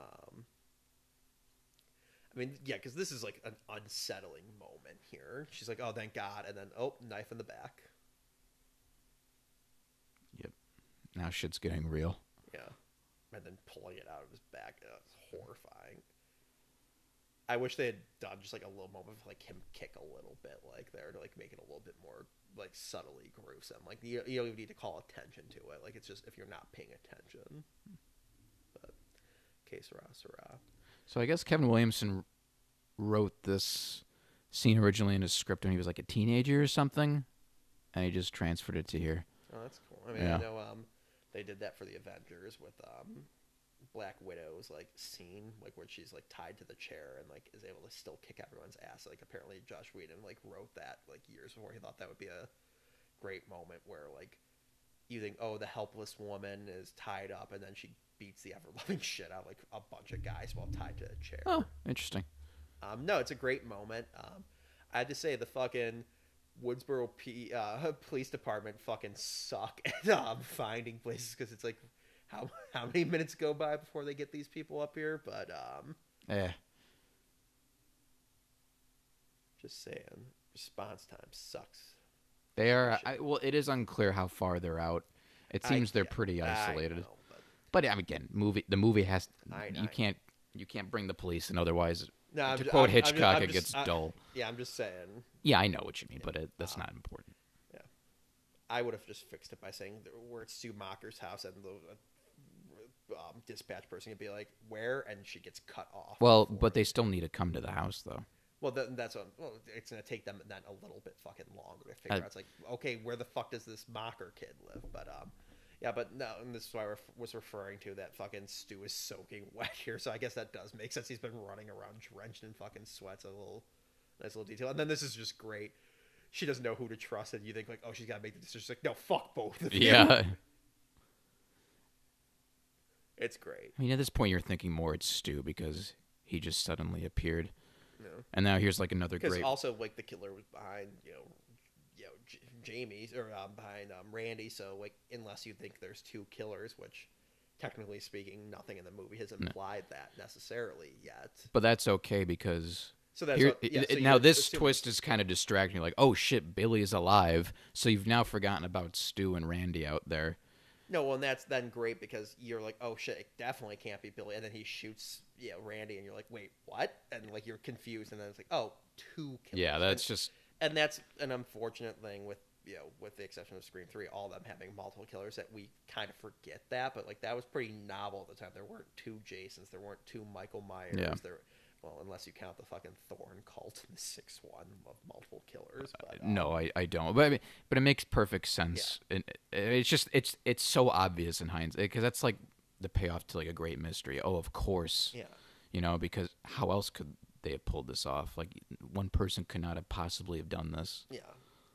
But it just makes so much sense in hindsight. You're like, oh you could have kind of. I mean, obviously, it couldn't have been Billy when he was actually stabbed. Like, if he was found stabbed to death, you could have like done it, like and all that. But like, that's really the only time where it's like not too big of a stretch, I suppose. But yeah, and this is what I was referencing with Riverdale. Just have him say the goddamn line, guys.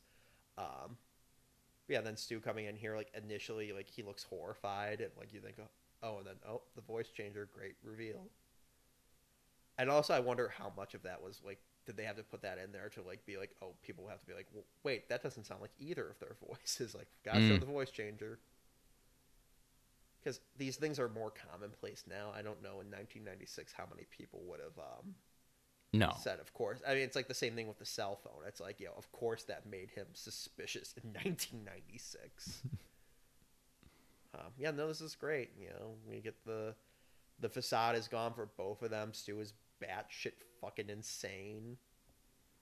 Yeah, I'm glad here they put in a motive because they'd explore the option of not using it, but you have to have it. If they didn't have a motive for Billy, it would not have been as strong because it works. It works for Stu, and that's fine. He's just the friend because he even says peer pressure, and he's a doofus. It makes sense. He's just this goofy guy. Of course, he'd go along with it because he's this impressionable kid. Yeah, and again, not to get too dark again, but like with Columbine, that's how it was. It's like you had the one mastermind, and then the guy who's like, okay, I'm a sick fuck who's easily manipulated into doing fucking heinous shit. That's like, yeah, it makes sense. He's like, oh, I'm fucking evil, and he kind of like. You could imagine, like, 2 years ago, like, he's sussing it out with Stu. Like, you can almost imagine, like, scenes where it's, like, he makes a joke to Stu. It's like, yeah, we should fucking kill Sydney's mom. Ha, ha, ha. And then kind of, like, stops for a second and was trying to, like, feel it out to know how far could I push Stu into going with me. Yeah. Or it was a lot easier than you think, where he's like, hey, Stu, I got to do that. Oh, yeah, sure, let's do it. Potentially. But, But no, I mean, it works out great here. And then... Yeah, I mean, again, not trying to get the sequels, but you almost feel like you have to. But, like, yeah, I mean, they kind of do this with part 2 with one killer not having a motive, one doing, but it works so well here. And I think they lose that thread going further and further on in the series. And I'm worried with part 2. No, fourth movie, it works. Yeah. The third movie doesn't really work. But they all, except the third one. That's the weak link. But whatever. But, yeah, no, I mean, so again, this makes sense that both of them are fucked up, and then Billy has the motive, and he's just the leader. So okay, Stu doesn't need a motive; he just wants to kill people. Like he would, he's the type of guy who would have eventually killed people. It's just Billy got him to have the killer come out a little earlier. Yeah, well, and it's a Scream baby. That's what should have been called, Scream baby. It's just all great. He's just so damn funny, and he's just fucking bouncing off the guy. Even when he's not bouncing off the walls because he's bleeding out, he's still so charismatic.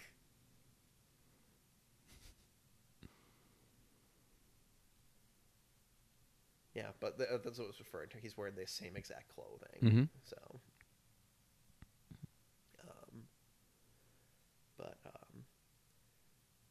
yeah, no, and it's like, this is great, like them framing the father, but again, you wonder, would it actually work in the end of the day? And, it works from a narrative sense of just like, okay, they're going to frame him. You don't need to think about real world forensics, but it also works from this that like these guys are actually inexperienced. They've just watched a fucking bunch of movies, like, and that's like the great thing here. It's like they get cocky here, like, oh, let's stab ourselves before we've taken care of everyone else. Yeah, because they don't realize how much it's gonna fucking get hurt to get fucking stabbed. And as they see, like, some people have theorized, like, like, was Billy gonna kill Stu? Like, was he gonna turn on him regardless? And like he actually be the sole survivor? Like, this was on purpose, but it's like, I don't fucking know. I think it could be they know you stab a bunch of times to kill someone, but they don't understand how truly delicate the human body is. I think it's that. I think this is kind of where it goes wrong for them in a way, where they just, again, they're each character has to be a protagonist in their own story. Therefore, things have to go wrong for them in trying to achieve their goal. That's how you achieve tension. That's how you achieve drama. Yeah. So this is just part of that. And it's just part of like the autonomy switching on Sydney's behalf. Like, you need a reason for her to get the upper hand. Yeah. Them losing blood, them being weakened. That's a way in for her. Yeah, I think part of the validation to this argument that Billy was like not leaving Stu is that he stabs him way too many fucking times here.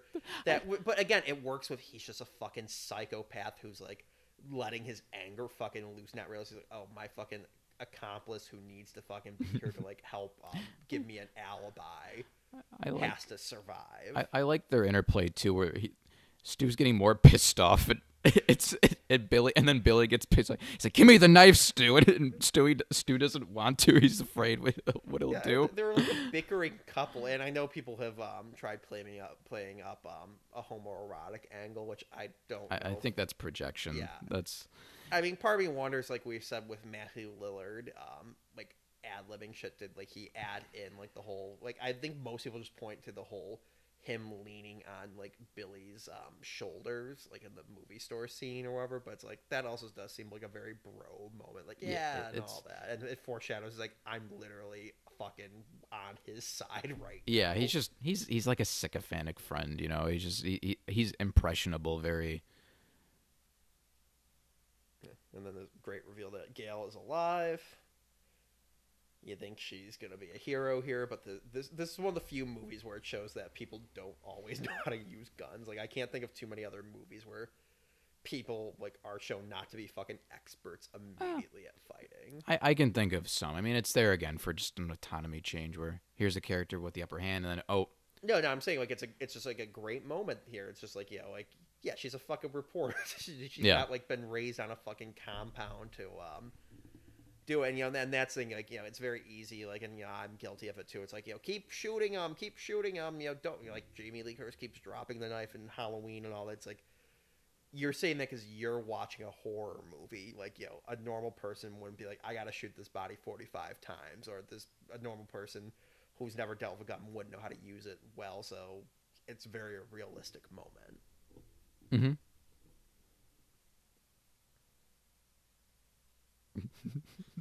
Yeah, I just fucking love this. Their downfall comes from because neither of them were paying attention. Yeah, it's just like, oh shit. It's just like turning into like Baby's Day Out level incompetence for these two. It's great. I because it falls into here. Like at the end of the day, these are just like they're two teenagers. Yeah. That's like what I've been saying the whole time. It's like their plan doesn't technically need to make sense because they're fucking crazy. They're inexperienced, and like when they need the Machiavellian fucking part to really fucking go off, they fuck it up because it's like again, like they were thinking like, oh, it's gonna be so bad, so we're gonna do this, this, and this, and they're like, they don't think through implications of certain things. Well, yeah, too. Well, And they can't, because like you still need the movie to happen with the drama. Otherwise, characters can't think of every single detail. Otherwise, there's no drama or attention. So things have to go wrong. And even then, like it's like I said, I'm not trying to shit on the movie. It's a very realistic moment. Like that they would like this feels like it's not just a hackneyed. Oh, they're idiots, and therefore she gets away. It's like okay, they're bleeding out over their head fucking teens who have gotten very fucking lucky. Well, it's like we've said. It's like, man, they got really lucky with all of these other kills. Just the way they're interact. Like, you hit me in the dick. Like, that's something like we would have said as teenagers. Yeah, that's something I'd say now. It's how guys talk to each other. I love this moment. Like, oh yeah. This is like improv by Matthew Lillard too. Which is it's my fucking favorite part of the entire movie. That just like again, it goes they're fucking kids. Like it's hard to, because I always like still being a young kid while watching this, I feel like, oh, these people are older than me. It's like, no, we're older than all these actors were, let alone their characters. It's like, yeah, he's a fucking kid who's like, oh, I don't want my mom and dad to be mad at me, because in his mind, Mom and Dad were going to come home. They'd be a little mad we had a party, but they'd be so happy I was alive. That's all that matters. He's like, oh, they're going to know I did this. Mom and Dad are going to be disappointed. It's a great moment. Yeah, well, in his teenage mind, that's the worst that can happen. Not like he doesn't understand the full implications of a life sentence or the death penalty. To him, it's like, oh, my parents are going to be so pissed. Yeah. And also, we talked over it. Skeet Ulrich is not acting there when he's in horrible pain because... he had heart surgery and had a wire in his chest that the stunt woman playing Sydney missed and hit the padding and hit him straight on in the center of his chest, which sent a huge shockwave of pain through him. So when he fell, that was him really collapsing in pain. Great moment here with Stu. Yeah, I think these lines were ad-libbed too. Yeah. Yeah, and ironically, they went on a date, so he really did have a thing for her. Yeah, no, they started dating because this he's thing actually in Scream 2, briefly. He is in the background at the party scene. Yeah, which I remember like reading people like, Stu's alive, he broke out of jail or whatever. It's like, just he was visiting sets. Like, hey, let's put you in the background. I think because he was dating Neve Campbell, so that's... Yeah. Well, and that's the thing, because people said, oh, you hear him groan there, and it's like, he's alive. And I always took it as, that didn't kill him, that just fucking finally knocked him out. How he died was he fucking bled out. That was the final nail in the coffin of he's not going to get up and chase people around anymore, and he just bleeds out on the floor in a few minutes. Yeah. Well, if Stu survived, if they used that Stu twist in Scream 3, it could have still worked with that. Yeah. Because it's like, oh, okay, maybe I could believe him not dying there with the TV landing. Yeah, no, that's... Yeah, and... Yeah, like I said, I always envision it's like he bled out. Like I said, that's fucking horrific moment, putting the finger in the fucking knife wound. Mm-hmm. And this is great, just how pathetic he is crawling, like going over to the fucking mask, almost like he's trying to get back into his safe place where he had the power, almost. I don't know about that. I think it's just back. It's just like a dramatic blocking. Like that. I like that. The safety off that time, you bastard. Yeah, it's just a nice little closing arc for she's like the bitch reporter who's, and then she kind of just comes through in the end. She saves their asses. That's all you need. Yeah. And then, again, the fucking best, the killer comes back, because it's like, that was in like the first 3 Fridays. How many fucking Nightmare on Elm Street sequels where it's like the surprise jump scare. I love this shot of, this is like a tradition that continues over the next 3 movies with kind of like the shot. Yeah, the camera looking up at the survivors. I always love that moment. And then ending with a headshot. Yeah. And right here, I think, is where the script ended, where Randy helps Sydney, and he says, want to go to the movies with me? And I think she says something like, not a horror movie or something, but she agrees to go out with Randy, and that's like that. It ends like right here. And then this was inserted. I like what he says here too. He says, "Where's Gail?" Yeah. Which continues into Scream 2. I actually kind of, because even though they had this flirtation, like they're done. Like it was just that. She just like left town. He stayed in. She's like, okay, I'm going on to my next thing. She's still the reporter. She got her story. But in the second one, their relationship goes further, and he's pretty pissed at her. And this is great, ending on the cream shot. Gail gets her serious moment and all that. Yeah, and that's the thing. We don't see Sydney again at the end. Like, we're done with her. We're not. It's weird. Kind of we're ending on Gale, not Sydney, which is very interesting. But it's like, her story in theory is done. I know, like you said, Williamson had the treatment for 2 and 3 potentially already done. But who knew that this would become such a big hit? So warrant 2 sequels. Now fucking going on 4 sequels. Yeah, nobody really knew. Yeah, it was our jump cut, but yeah. Then, because I think when they released this, everyone thought it was like DOA because it was released in like the same. But it was 96, so it was. I forgot what came out that month, but it came out. It debuted at like number 4 at the box office. Then it just kept making more and more with each weekend going by because of just great word of mouth, and then it was a hit. And inadvertently being released in late December, okay, high school kids are on winter break. Not a lot of shit's going to be. January is like the dumping ground usually. Mm-hmm. So it's like, it came out at the perfect time. I mean, I know we joked like that this should have been released at Halloween time, but but it works out. But no, I mean, it's such a great movie. Love it to death. Even though we just commentated on it, I know I really want to actually watch the movie this Halloween season. I'm always down to rewatching it. I can never get tired of these movies. Yeah, so I mean that's the thing. Like usually, like I hate when we do our Halloween commentaries because it's like then I don't want to watch Halloween like we did last year, and I don't think we did watch Halloween last year after doing the commentary. But we were separated last year too. Oh yeah, well, not me and Jacob. You were. Oh okay.